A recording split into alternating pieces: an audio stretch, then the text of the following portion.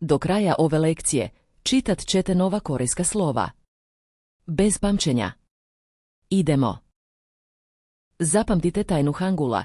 Svako slovo je oblikovano kao vaša usta kada ga izgovarate. Evo slova. 시옷, Zvuči kao S.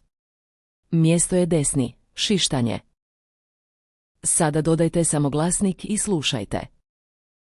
사, 수, Evo slova. 이응, Zvuči kao tih, kosacrtica ng. Mjesto je grlo, tiho početak. Sada dodajte samo glasnik i slušajte. 아, 오, Evo slova. 지읒, Zvuči kao J. Mjesto je desni nepce, afrikat. Sada dodajte samo glasnik i slušajte.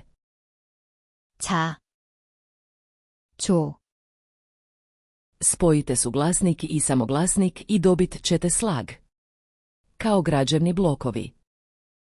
사, 수, 아, Vaš red pročitajte ovo naglas. Pauzirajte ako trebate. 사, 수, 아, Fantastično. Upravo ste naučili 3 suglasnika. Već možete čitati više korejskog nego jučer. Sada to zaključajte. Idite na karian.viasaum.com. Besplatna praksa, bez prijave. Link je ispod.